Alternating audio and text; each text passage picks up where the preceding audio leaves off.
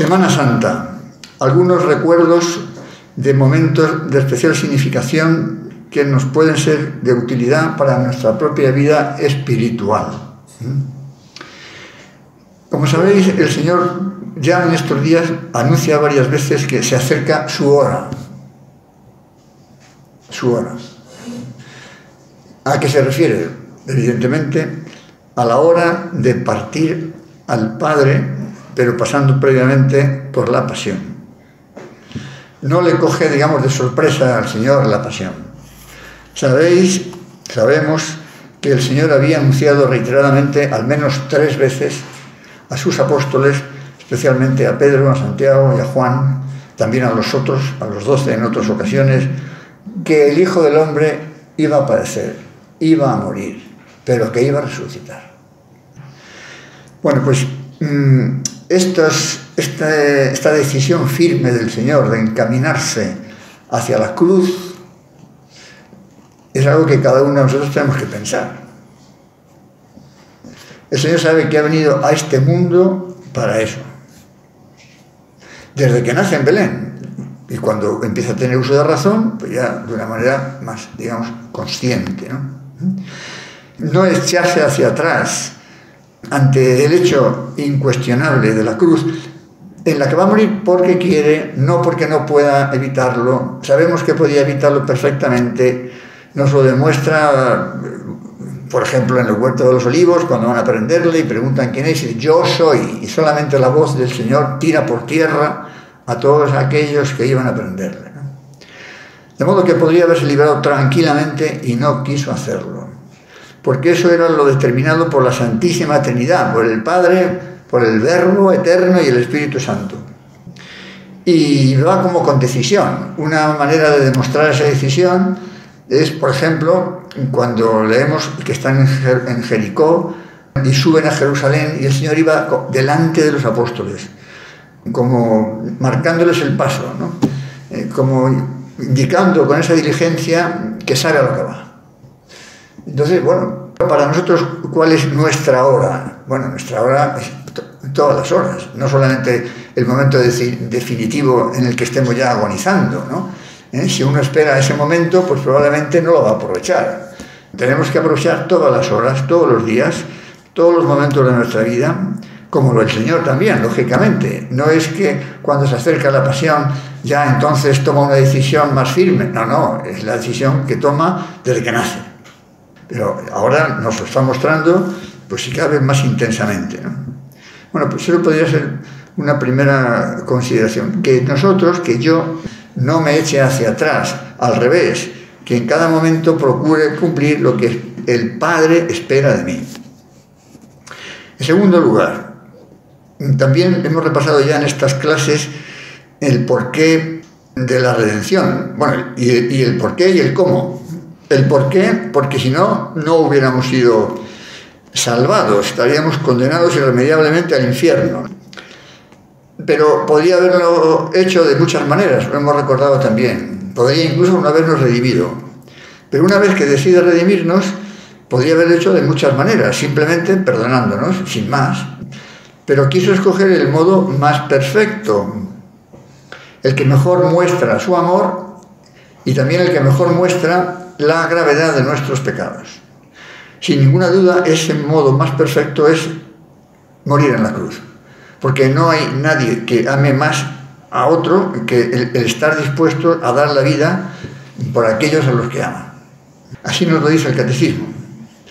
Y sin embargo, siendo algo tan cruento que entra fuertemente por los ojos, aquí lo tenemos en el oratorio, ¿no? Y en tantos otros sitios, esa imagen de Cristo en la cruz, agonizante, pero aceptando libremente ese dolor, ese sufrimiento, para a ver si nos entra por los ojos el precio que Él ha tenido que pagar para redimirnos. Y da la impresión de que muchas veces no nos enteramos, como si no nos afectara, ¿verdad? Ese es otro tema importantísimo, ¿eh? Cristo está en la cruz por mí, no solamente porque Pilato le crucificó y Anás y Caifás engañaron al pueblo, ¿no? Y escogieron a Barrabás. Esos tendrán que dar cuenta a Dios de la culpa que tengan. Pero sabemos, repito el catecismo, que en último término la culpa es de todos nosotros, porque está ahí por los pecados de todos los hombres de todos los tiempos. Entonces estos días, cuando vemos la cruz, cuando rezamos el Via Crucis, pues acordarnos de ello, ¿no? Decir, Señor, tú estás ahí por mí, porque quieres. Aquellos que blasfemaban diciendo, si es el Hijo de Dios, que baje de la cruz, podría haber bajado, tranquilamente, ¿no? Podrían no haber dejado que le crucificaran. Pero si baja de la cruz, no nos redime, no cumple la misión para la cual había venido a la tierra. Bien, pues otra imagen para tenerla en la cabeza, ¿no? Domingo de Ramos. También aquí 2 o 3 detalles, ¿no?, que creo que nos hacen pensar, que nos pueden ayudar. Es un día de fiesta.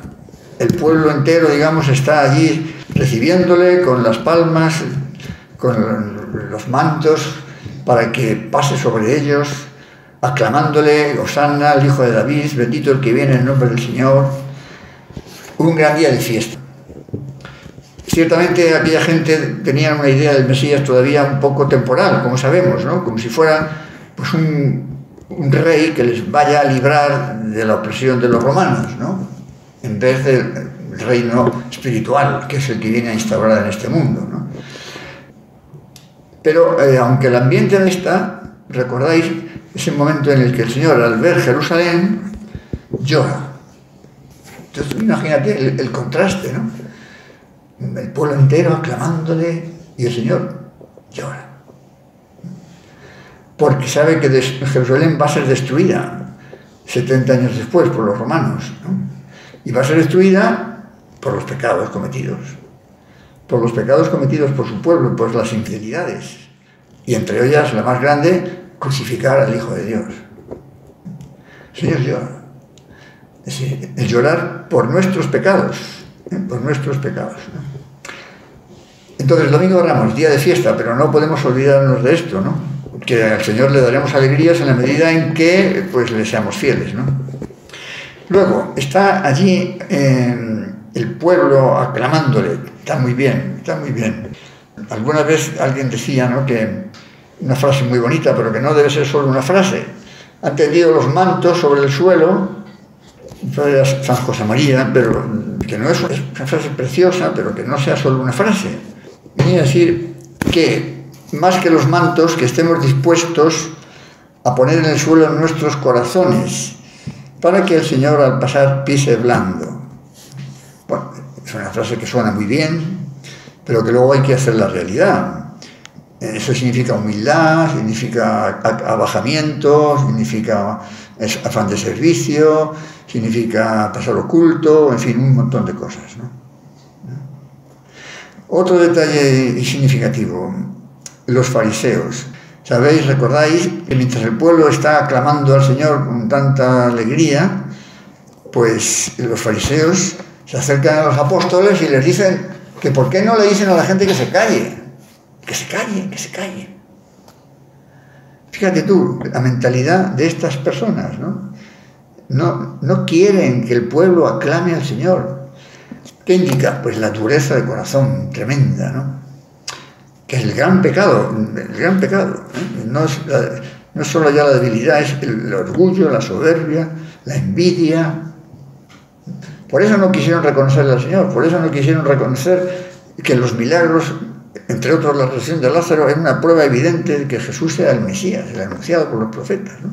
La dureza de corazón, como quizá o sin quizá el peor de los pecados, por lo que indica de soberbia y de cerrarse a la gracia de Dios. Bien, entre el domingo y el jueves, otro detalle que quería así rápidamente también comentar, hay muchos episodios que narran los evangelios, de modo, a veces con una cronología un poco distinta de un evangelista a otro. En fin, el Señor va al templo varias veces, hay esos discursos con los fariseos. Bueno, yo en esa hora no me voy a meter porque sería interminable. Pero sí, un pequeño detalle muy bonito, ¿no? Y es que en esos días el Señor va y viene desde Jerusalén a Betania y de Betania a Jerusalén. Es decir, la casa de Lázaro, Marta y María, en Betania, a 10 kilómetros más o menos, hacia el este de Jerusalén, al otro lado del Monte de los Olivos, ¿no? el Señor está descansando esos días en casa de los 3 hermanos.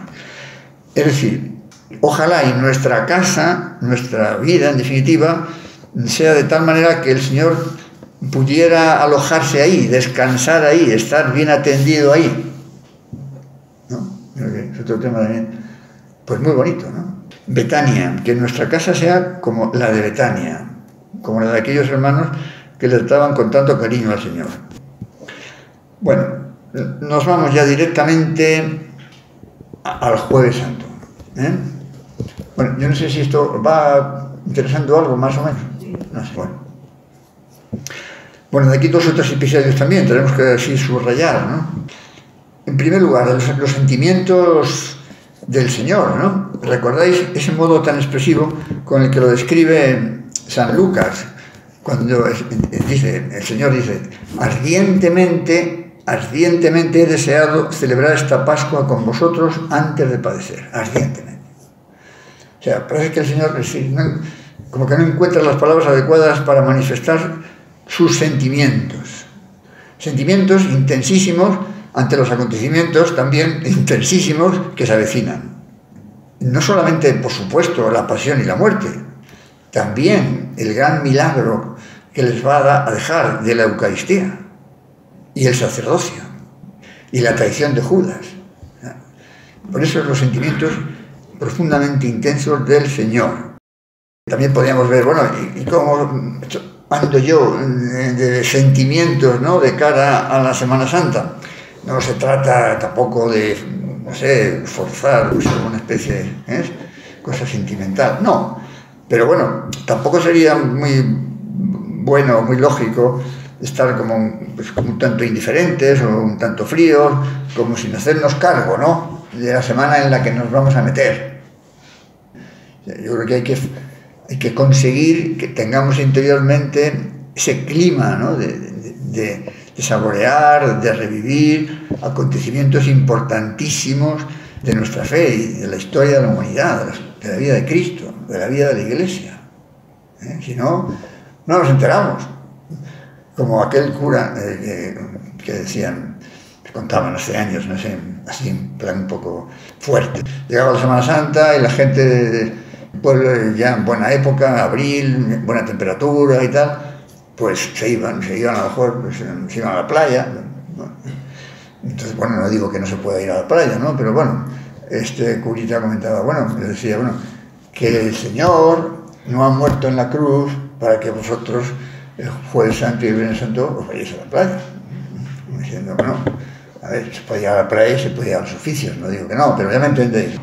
La mentalidad de descansar, sí, pero si yo descuido lo esencial, pues entonces estoy convirtiendo en esencial lo secundario. Y eso no parece que sea mucho orden, ¿no? Estoy dando más importancia a lo que tiene menos importancia. Bueno, pues en ese clima tenemos que recordar el mandamiento nuevo. El mandamiento nuevo.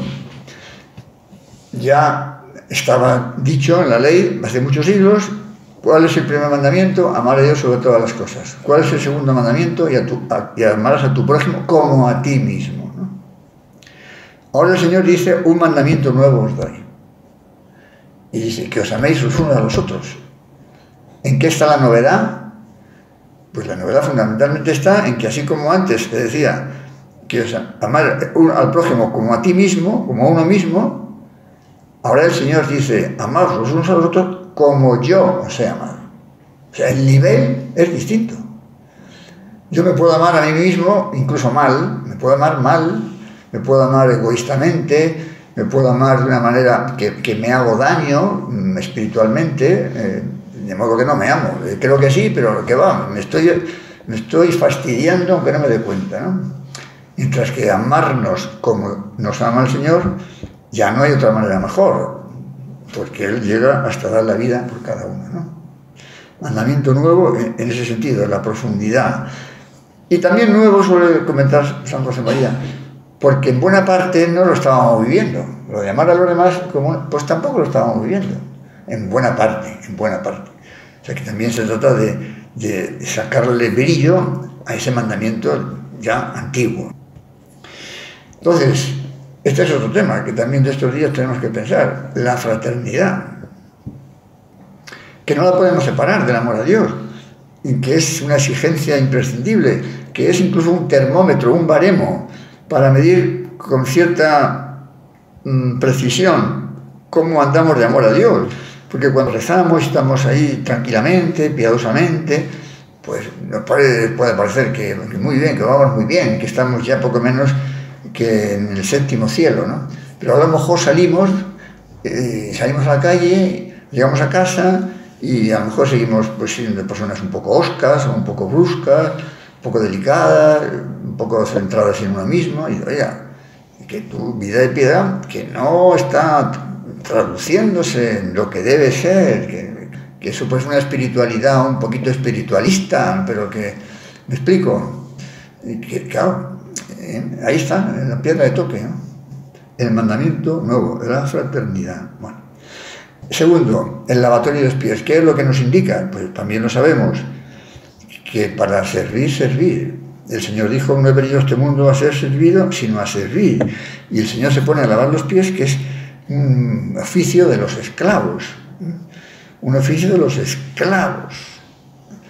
Entonces, nosotros estamos dispuestos, pues seguramente muchas veces así lo hemos hecho, ¿no? Pero bueno, debe ser una actitud como habitual, ¿no? La actitud del cristiano, la de servir. Cuanto más sirvamos a los demás, pues más eficaces somos, más útiles somos. Y cuanto más responsabilidad tenga una persona en la vida civil o en la vida de la Iglesia, más obligación tiene de servir. Gobernar, mandar, en gran parte es servir. Y si no, mala cosa. Mala cosa. El Papa es siervo de los siervos de Dios. O sea que, y el mismo Señor nos lo dice, no he venido a ser servido. Y es el Hijo de Dios, al que los ángeles le servirán por toda la eternidad en el cielo, ¿no? Pero aquí en la tierra, bueno, pues es otro punto también de estos días, a ver cómo sirvo yo en mi casa, a los demás, cómo utilizo mis talentos, cómo utilizo mi tiempo, cómo utilizo mi dinero, el que tenga, poco, mucho, etcétera, ¿no? ¿Cómo sirvo? Bueno, y luego, la institución de la Eucaristía, claro. Pero antes de la institución de la Eucaristía, porque Judas ya no debió estar en ese momento, ¿no? Bueno, sabéis que todo este gran relato del Jueves Santo, el que lo hace con más detalle, es San Juan. Varios capítulos con mucho detalle, mucho más largo que los demás evangelistas. Y sin embargo, curiosamente, pues sabéis que San Juan no recoge la institución de la Eucaristía. Bueno, la razón probablemente es que, como escribe a final del siglo I, ya eso estaba dicho y él no lo recoge. Entonces, bueno, contrastando unos evangelistas y otros, tenemos que deducir, creo que se puede deducir sin miedo a equivocarnos, no sé, ¿no?, que Judas no estuvo en el momento de la institución de la Eucaristía. Y si no estuvo en el momento de la institución de la Eucaristía, pues entonces tampoco recibió el sacerdocio, porque van íntimamente unidos, ¿no? Íntimamente unidos, claro. Haced esto en memoria mía. Ese es la concesión del poder para consagrar y por tanto el sacramento de la ordenación, ¿no? Sería un poco fuerte pensar que Judas recibiera la Eucaristía y fuera instituido sacerdote y un minuto después salga a entregar al Señor. Aunque no sea así, también es muy fuerte. Es muy fuerte también, porque son 3 años con el Señor, ¿no? 3 años viendo milagros, o sea que no es que sea menos fuerte, ¿no? Pero sí, parece que todavía resalta más, ¿no? Bueno, entonces, el tema de la traición de Judas, ¿no? Bueno, sabéis ahí como el Señor dice en un momento dado, uno de vosotros me va a entregar. En ese clima de especial intensidad de sentimientos, uno de vosotros me va a entregar. Lógicamente, se diría de cortar el ambiente, ¿no? Allí en el cenáculo, ¿no? Entonces, ya sabéis cómo Pedro hace un gesto a Juan de que le diga al Señor, tal, y dice, a quien dé este bocado, ese es. Esas palabras del Señor debió quizá pronunciarlas en voz baja y seguramente no no lo oyeron los demás, ¿no? Y le dice a Judas, lo que has de hacer, hazlo pronto. Y Judas se va. Esta frase del Señor no denota qué es lo que tiene que hacer Juan. Los demás podrían pensar que iba a hacer algún encargo que el Señor le había dado. El caso es que Judas sale ya con la intención de entregarle. Bueno, este personaje que aún no podemos dejar de pensar en él, con referencia a nosotros. Ha visto milagros, ha estado 3 años con el Señor y le entrega. ¿Se equivocó el Señor al elegir a Judas? ¿No tenía vocación para ser apóstol? No podemos pensar eso. El que una persona tenga las cualidades necesarias quiere decir que luego uno tiene que responder. Las cualidades no son solamente cualidades humanas, es también, por supuesto, y más aún la gracia de Dios, claro. Hay que responder a esa gracia, ¿no? Entonces Judas no fue respondiendo. Queda recogido en algún pasaje, ¿no? Recordáis, ¿no? Como llevaba la bolsa, en algún momento del Evangelio, se quedaba con algo de dinero. O sea, estaba llevando una especie de doble vida. No es tanto la cantidad de dinero que pudiera haber sustraído a lo largo de los años, es el engaño. El engaño, la falta de sinceridad con el Señor, que fue lo que fue labrando pues la traición.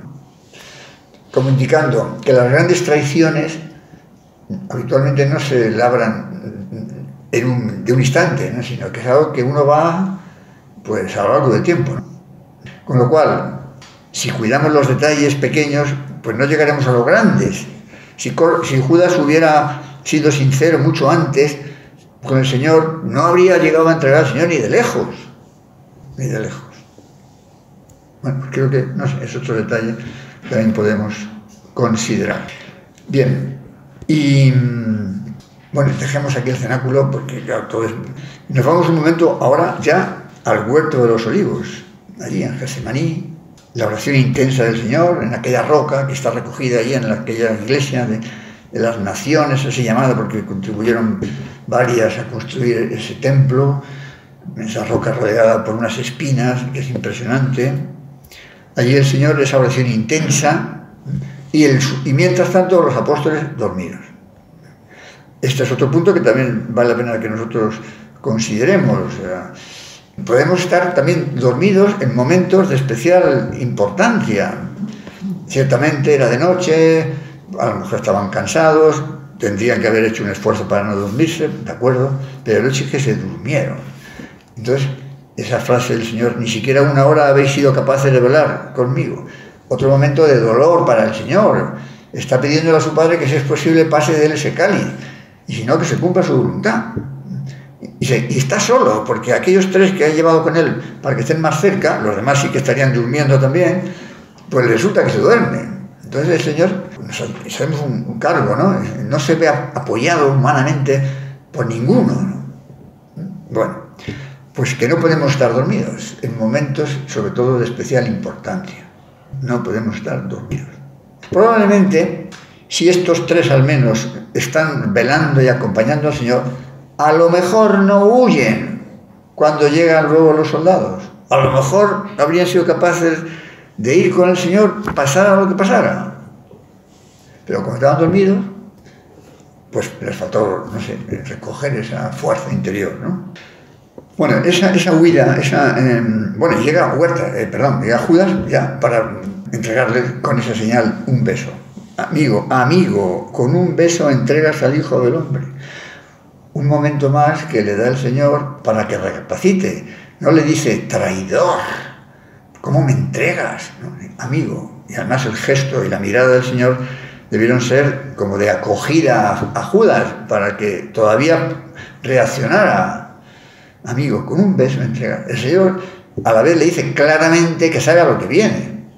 No le va a engañar. El cinismo, es increíble, el cinismo de entregarle, dando como señal un beso. O sea, el beso de Judas, que el beso ahí, ¿verdad? El beso de Judas, ¿no? En fin, ninguno estamos libres de tantas barbaridades, ¿no? Pero en fin, que las consideremos precisamente para, yo qué sé, para evitarlo. Y los apóstoles huyen. La cobardía de los apóstoles, una vez más, la cobardía.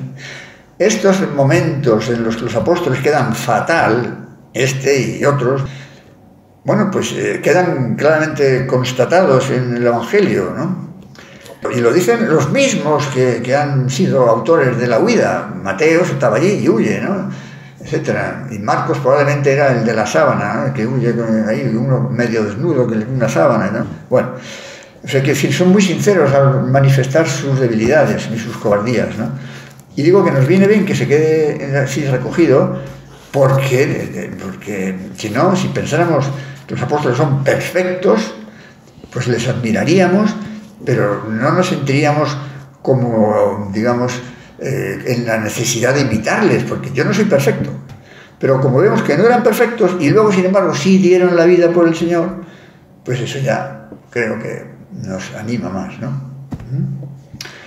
Bueno, luego ya viene por la noche, es el juicio que no es válido, no es legal, porque los juicios tenían que ser de día, pero ya de entrada lo llevan al antiguo sumo sacerdote, Anás, que ya no lo era, le había sucedido su yerno, pero había sido pontífice 15 años, tenía mucha autoridad, moralmente hablando, y lo llevan a él. Para luego ya por la mañana otra vez ante el sumo sacerdote y con todo el Sanedrín, el juicio, ¿no? Pero antes de la mañana sabemos que tienen lugar otras dos cosas. Cuando van al Señor de un sitio para otro, y tal, bueno, la negación de Pedro y la desesperación de Judas. Ya Pedro había dicho: Señor, yo daré por ti mi vida. En aquel momento también de gran efusión por parte de San Pedro, y el Señor le dice: pues antes que cante el gallo, esta noche 3 veces me habrás negado. El Señor se lo advirtió. Pedro, pues sabemos que sale después de la cohorte para ver, tenía lógicamente el deseo de ver al Señor, de ver qué pasaba con él, y aunque un poco en oculto, se acerca allí, a aquella zona donde estaban los soldados, tal, y conocemos cómo se desarrolló aquel acontecimiento, ¿no? Las negaciones ante criados que no tenían mayor trascendencia, pero él niega que no es Galileo, aunque su acento lo denota, no sé qué, lo niega. Cobardía de Pedro, 3 veces negación de Pedro. Nos viene bien también por esas debilidades personales, ver que hasta propio San Pedro lo negó. Pero bueno, afortunadamente, cuando sale el Señor y mira a Pedro, y entonces Pedro, ¿cómo sería la mirada del Señor a Pedro en ese instante? De tal manera que Pedro efectivamente se dio cuenta de lo que el Señor le había dicho. Entonces, pues se echa a llorar y se arrepiente. Esto es muy bonito porque vemos cómo el Señor no le dice a Pedro: bueno, mira, te puedes ir a tu casa, coger las redes y te vas a tu casa, tú aquí ya no tienes nada que hacer. Y mucho menos como sucesor mío. Nada. Pedro va a seguir al frente de los apóstoles, como luego el Señor le confirmará una vez que resucita, ¿no? Y antes de ascender a los cielos. Y le preguntará aquellas 3 veces: Pedro, ¿me amas? Sí, Señor, tú sabes que te quiero. Dirá el Señor, dirá Pedro ahora, pero como diciendo: tú lo sabes, como diciendo: yo no me quiero ahora ya atrever a decir que te quiero porque ya he visto mi debilidad. Por eso tú sabes que te quiero, como diciendo: tú, Señor, valoras mis sentimientos y mi decisión, ¿no? Bueno, pues esa triple pregunta del Señor, borrando, por así decir, la triple negación. O sea que Pedro se arrepiente, nos viene muy bien ver su debilidad, pero no su desesperación, sino su arrepentimiento. Por el contrario, Judas, pues sí se desespera. Devuelve las 30 monedas, quizá, no sé, a lo mejor pensaba que no iban a crucificar al Señor, pero en cualquier caso no eso quita gravedad, ¿no?, a su decisión. Entrega las 30 monedas y luego el cinismo una vez más, diciendo que no, que para el templo no, que es una moneda de sangre y que eso no se puede dedicar al templo. Es increíble el cinismo de esta gente. No es ya solamente la maldad, es el cinismo, ¿no? Ellos han dado esas monedas para que entregue al Señor y ahora dicen que no, que esas monedas ya no están en condiciones de ser entregadas al templo, cuando son ellos los mismos que han provocado este terrible crimen. Bueno, y entonces ya ante ese juicio de la mañana, ahora ya sí el Señor sí va a responder claramente al sumo sacerdote cuando le pregunta que diga quién es, y es el Hijo de Dios. Sí, yo lo soy. Porque era el sumo sacerdote, la autoridad legítima, y el Señor dice claramente que Él es el Mesías, el Hijo de Dios. Y entonces se rajan las vestiduras como escandalizado. como si el Señor no hubiera dado pruebas de lo que está diciendo, con sus milagros y con el cumplimiento de las profecías. Entonces, la autoridad tiene la obligación de conocer lo que se había dicho sobre el Mesías y confirmar que esas afirmaciones se daban en el Señor, pero no lo hizo así. En fin, es el gran pecado también, ¿no? Como ellos no tenían capacidad para juzgar y condenar a muerte al Señor, porque el delito de blasfemia para el judío requería pena de muerte, pero la pena de muerte estaba reservada a la autoridad romana, lo llevan a Pilato.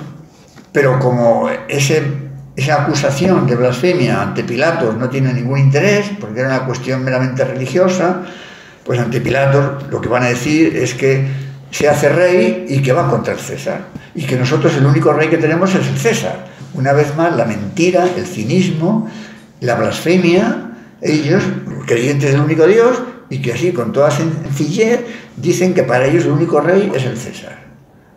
No les importa mentir con tal de engañar a Pilato, ¿no? Conocemos todas las idas y venidas de Pilato, cómo desea salvarlo, le castiga para ver si con eso los judíos se quedan tranquilos. Nueva injusticia de Pilato, está castigando a una persona que aún no ha sido juzgada, lo saca ahí ya deshecho, después de la flagelación, ese homo. ¿Y a quién queréis que os suelte? Y viene lo de Barrabás. Y aquí es un momento que no podemos pasar por alto. Allí estaría mucha gente, además de los sacerdotes, que el día del Domingo de Ramos habían aclamado al Señor en su entrada en Jerusalén. Muchos de ellos estarían ahora ahí, en el pretorio. ¿Y qué dicen? ¿Suelta a Jesús? No dicen nada. Admiten que los que manipulan aquella asamblea digan que suelte a Barrabás. Y se callan. Los que le han aclamado 4 días antes, ahora se callan. Cobardía. Un seguimiento muy superficial del Señor. Muy superficial. Cuando las cosas van bien, estupendo. Cuando hay que dar la cara, nada. Pues no sé, a ver qué hacemos nosotros también. Cuando las cosas van bien, todos somos... Pero tenemos que dar la cara con prudencia, pero con decisión también, si en algún momento hubiera más complicación o más dificultad. En fin, más asuntos que podríamos hablar ya terminando. La verdad, el tema de la verdad. ¿Recordáis, no? Y el tema del lavatorio de manos. Cuando el Señor le dice, yo soy la verdad, ¿no? Y claro, dice, ¿quién es? ¿Qué es la verdad? ¿Qué es la verdad? La tiene delante y no quiere reconocerla y no le escucha al Señor. Tanta gente hoy no le interesa la verdad, solamente quiere su verdad. No quiere enfrentarse con la verdad, con la vida de Cristo, por cobardía, por comodidad, por complicidad.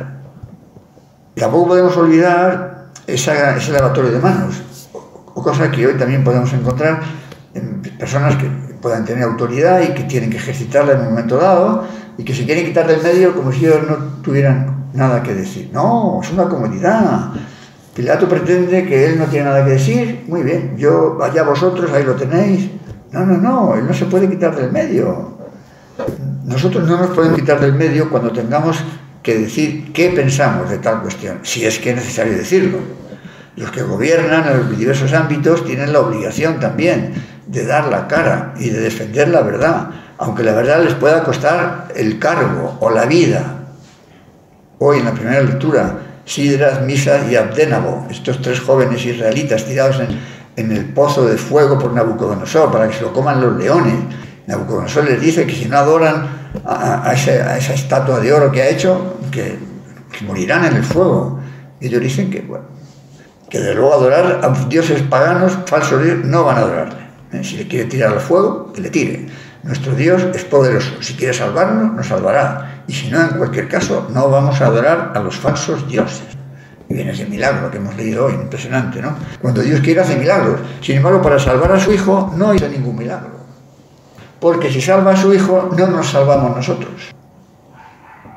Ese es el tema. Tuvo que escoger entre él o nosotros. Que veamos, ¿no?, cómo nos ama. Y, en fin, para ir terminando ya, tengo que terminar, no quiero ya, es muy tarde ya. dos detalles más, por mi parte, el Simón de Cirene y el buen ladrón. Nosotros podemos ser un poco Simón de Cirene también. ¿Qué quiero decir? Simón de Cirene viene del campo, viene de trabajar, no se entera, no sabía lo que estaba pasando allí y le fuerzan a llevar la cruz. Simón de Cirene probablemente en un primer momento pues no tiene ningún deseo, ningún interés, haría lo posible por evitarlo, ¿no? Pues, ¿y a mí qué me cuentan? ¿Yo aquí? El caso es que le obligan a llevar la cruz. Se tropieza con la cruz. Al principio rechaza la cruz, pero seguramente no pasarían ni 2 minutos, por decir algo, en que el Señor le miraría a Simón de Cirene y Simón de Cirene cambió. Esa gracia especial, sin ninguna duda, que Dios le dio para hacerle ya creyente, pues desde ese instante. Sabemos que luego, entre los primeros cristianos, se habla de uno de ellos, hijo de Simón de Cirene. Es decir, si el hijo era cristiano, es porque lo habría aprendido de su padre, ¿no? O sea que, bueno, nos podemos topar con dificultades. Podemos al principio rechazarlas, pero si luego reaccionamos y las aceptamos, pues Dios nos dará sin ninguna duda la gracia necesaria. Y todavía podríamos ser incluso, pues, el buen ladrón, por no decir el malo yo creo que ya es demasiado, ¿no? Pero el llamado buen ladrón, no en el sentido de que hayamos robado y no sé qué y no sé cuántos, ¿no? Pero bueno, es interesante, ya de mucha esperanza, pensar en ese hombre que había sido un ladrón. Le llamamos buen ladrón en comparación con el otro, ¿no? Pero habría sido un mal hombre, que habría hecho también bastante daño, ¿no? Pero que tuvo la gracia que seguro que el Señor le daría también al otro, pero que el otro no la quiso aprovechar. Tuvo la gracia de hacer el mejor de los robos, el mejor robo de su vida, porque le robó al Señor la salvación, ¿no? Acuérdate de mí cuando estés en tu reino, ¿no? O sea, decir eso supone una gracia grande de Dios, porque claro, ver en ese hombre al Hijo de Dios, una gracia muy grande, ¿no? Acuérdate de mí cuando estés en tu reino. Y en verdad te digo que hoy estarás conmigo en el paraíso. Es decir, que personas que hasta el último momento de su vida pueden haber llevado una vida horrorosa, pues Dios sigue dando la gracia hasta el último instante. Algunas veces algunos dicen, bueno, ¿y Judas estará en el infierno, Judas? Bueno, seguridad absoluta no sabemos. Sabemos que se colgó. No sé, no sabemos si un segundo, 10 segundos antes de expiar, tuvo un pensamiento de perdón y de contrición y de pedir perdón a Dios. No sabemos. Lo que quiere decir es que hasta el último instante Dios está pendiente de salvar las almas. O cuando quiere decir, dice, bueno, me voy a dedicar aquí a hacer lo que me da gana y ya, cuando llegue el último momento ya veré qué hago, ¿no? No, o sea, tentar a Dios, que sería eso no se puede, ¿no? Y irse al cielo. Y la Virgen, terminamos. Ese detalle de la Virgen también es importante. El Señor está ahí y cuida de su madre. Y se la entrega a Juan. Recordar esa breve cronología, ¿no? Si nosotros hubiéramos sido el Señor, y que nos perdone el decirlo, y ahí está nuestra madre, y Juan, al que le vamos a encomendar la Virgen, ¿qué habríamos dicho en primer lugar? Juan, ocúpate de mi madre, ¿no? Ocúpate de mi madre. Es decir, nos habíamos ocupado primero de nuestra madre. Y luego ya habíamos dicho, madre, ocúpate también tú un poco de Juan. No, el Señor lo hizo al revés. Mujer, ahí tienes a tu hijo. O sea que la Virgen, a la que él quería que Juan cuidara, primero es a ella a la que le da el encargo de cuidar a Juan, como indicando que es infinitamente más el beneficio que Juan va a recibir de María que María de Juan. No porque Juan no se vuelque en atenderla, sino porque la Virgen, por ser la Virgen, la santidad de la Virgen, evidentemente hará a Juan muchísimo más bien que el que Juan pudiera hacer a María. ¿Se entiende eso lo que quiero decir, no? Bueno, pues, en fin, la Virgen, la maternidad, digamos, de María, ligada a la cruz, como el Espíritu Santo, ¿no? Ligada a la cruz. Bueno, pues estos días también nos acordemos mucho de la Virgen, para así estar también más cerca de su Hijo. Bueno, pues yo creo que aquí ya lo dejamos.